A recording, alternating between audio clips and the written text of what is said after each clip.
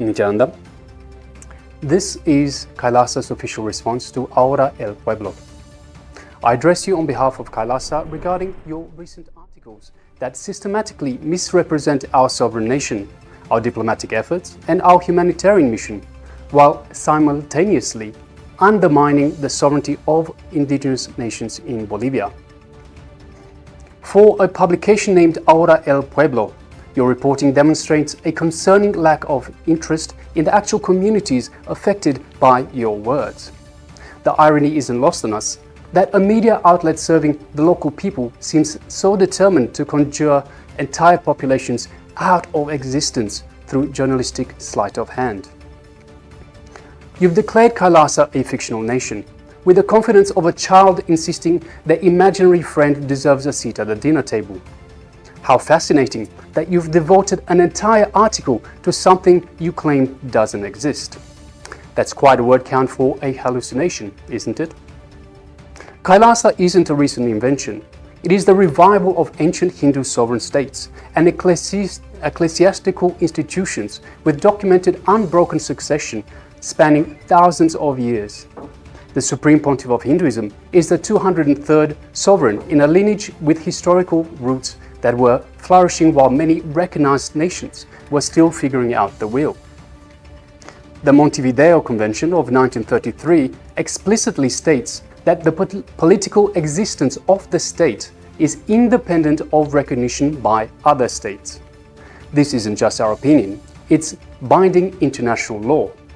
Your apparent belief that nations spring into existence only when blessed by former colonial powers is not just wrong, it's just ridiculously outdated.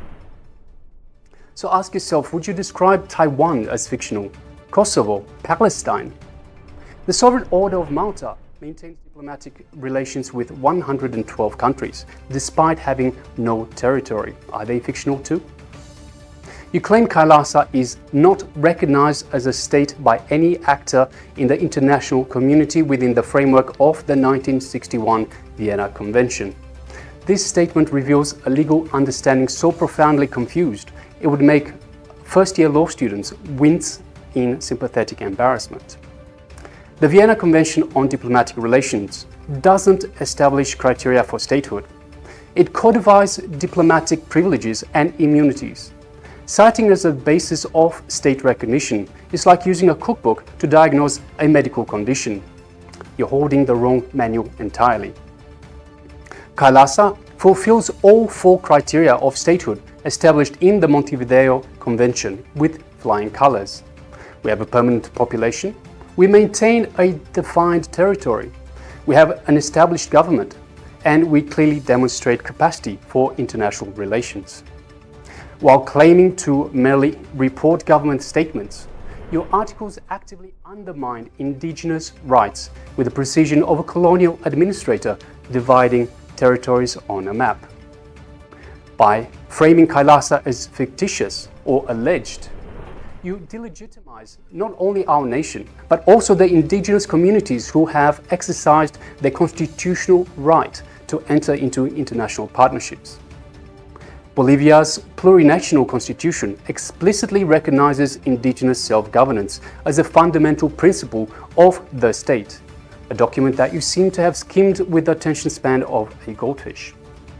Article 30, Section 2.4 guarantees indigenous people the right to self-determination and territoriality, while Article 30, Section 2.5 ensures their right to maintain their own institutions. It appears that your concern for indigenous rights evaporates faster than morning dew when indigenous communities exercise those rights in ways that don't fit your preconceived notions. Thus, this selective application of principles is as transparent as your attempts at serious journalism. Your failure to include perspectives from indigenous leaders whose sovereignty you so casually dismiss speaks volumes, and none of those volumes would make for flattering reading. Your dismissive "the origins are Hindu" comment speaks volumes about your publication's biases.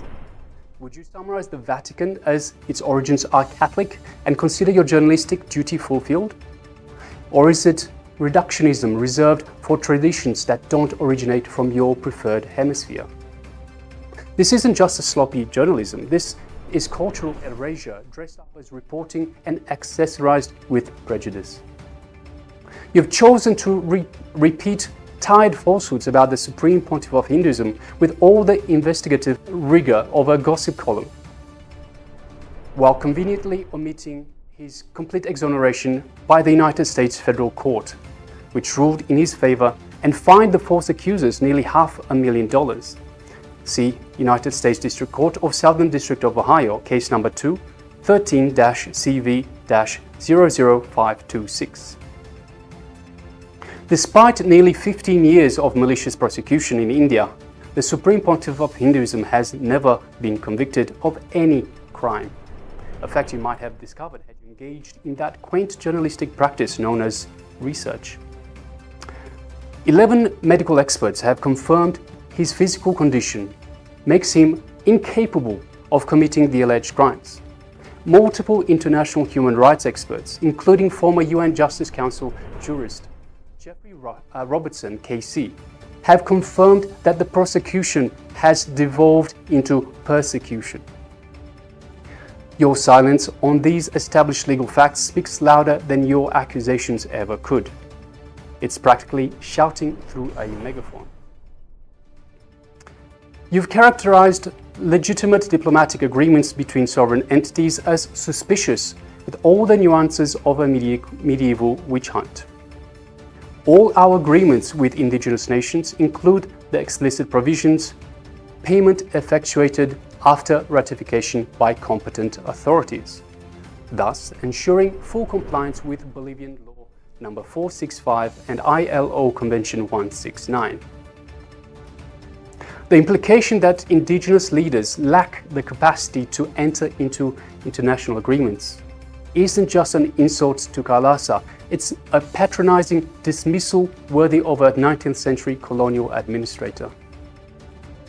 These agreements focus on preserving indigenous cultural heritage, not exactly villainous, protecting biodiversity in ancestral territories, scandalous, supporting sustainable development initiatives, how dare we, and documenting and preserving endangered knowledge systems.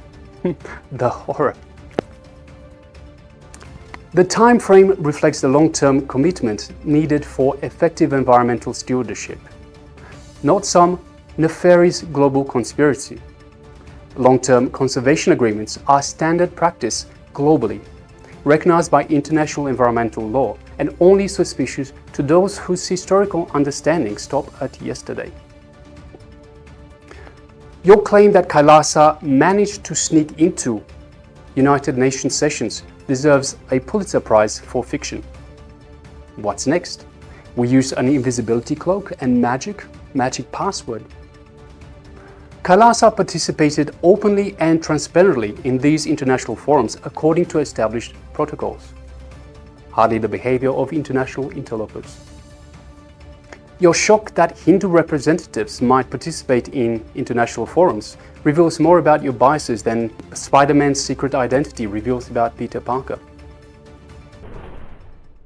Your reporting completely ignores the historical context of Hindu genocide and ethnocide, one of history's most overlooked atrocities, with the historical sensitivity of someone who believes history began when they were born.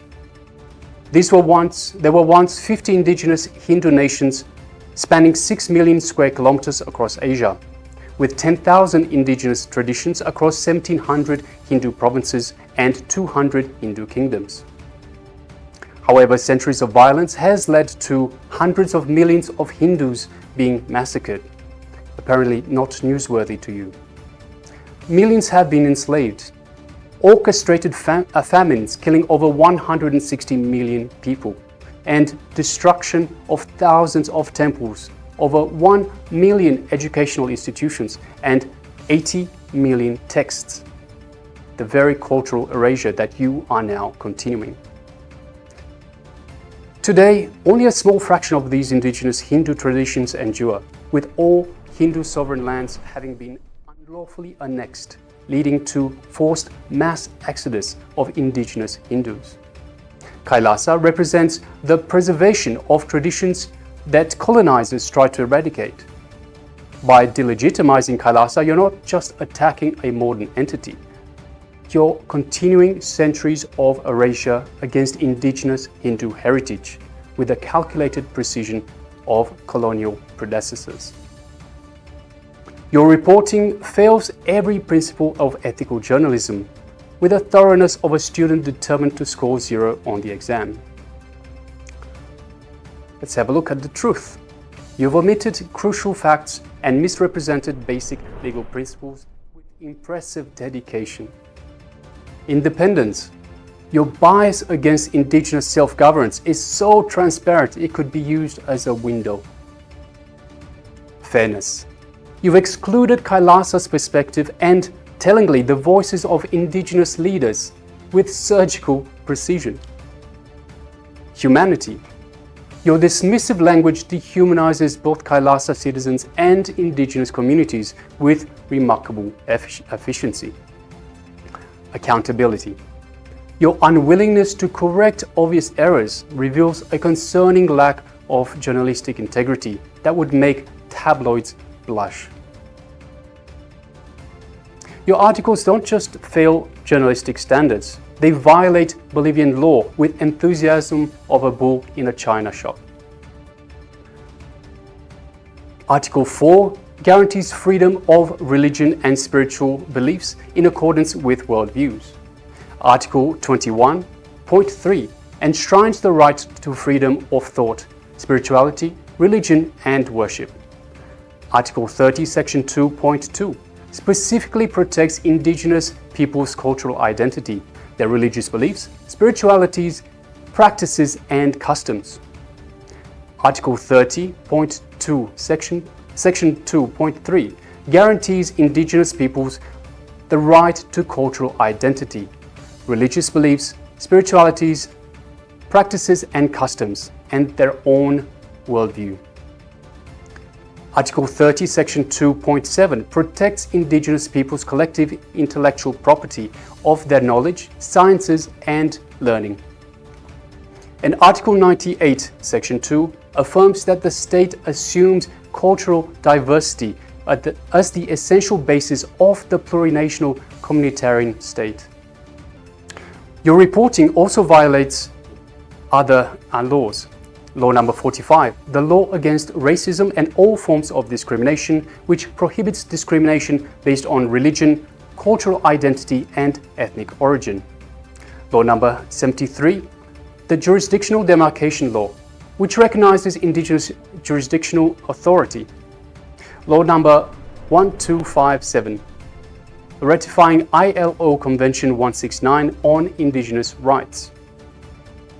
See, when journalism crosses into illegal territory, it's no longer journalism, it's propaganda with a press badge. So let us be crystal clear. Your efforts to delegitimize KAILASA are a deliberate attempt to undermine indigenous sovereignty in Bolivia.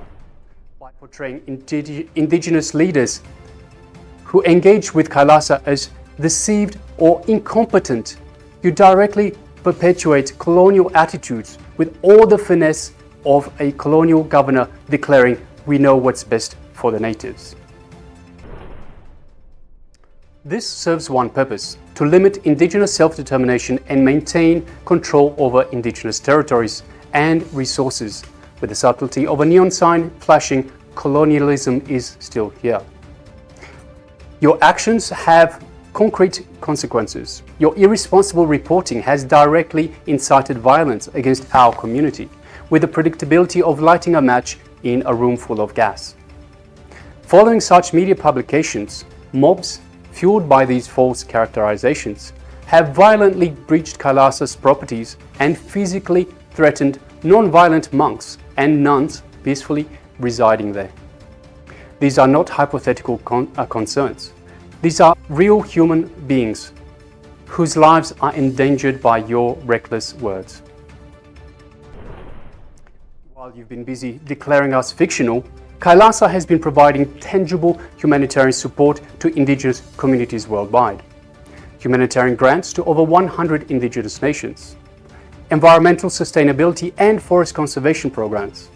Education, healthcare access, and food security initiatives. Billions of free meals served globally. It's quite an achievement for a figment of imagination. Apparently, our fictional aid has had very real impacts for communities that your reporting chooses to ignore, with the selective blindness of a referee at a home game. Now, more than 40 media outlets from 14 countries, including the Washington Post, MSN, The Week, Outlook magazine, and Dinamalar, have already removed similar defamatory content after recognizing their errors. They chose integrity. What will you choose? Continued embarrassment or professional dignity? We demand the following of Ahora El Pueblo. Retract your misleading articles with the same enthusiasm you showed in publishing them. Seek direct input from KAILASA representatives. Include perspectives of Indigenous leaders who have engaged with KAILASA. Acknowledge the legal basis for Indigenous nations' rights to conduct international relations, and publish this response in full. For a publication serving local communities, we suggest you consider which communities you actually serve. If it is truly all communities, including Indigenous Hindu communities, you'll correct your errors and commit to higher standards faster than you can say journalistic integrity. KAILASA will continue to exist and serve humanity whether you acknowledge us or not. Our treaties remain valid. Our humanitarian work continues and our ancient traditions endure. Your opinion on our existence alters reality about as much as declaring gravity optional. The world is watching. History has a long memory, and truth doesn't need your endorsement any more than the sun is permission to shine. So what will you choose?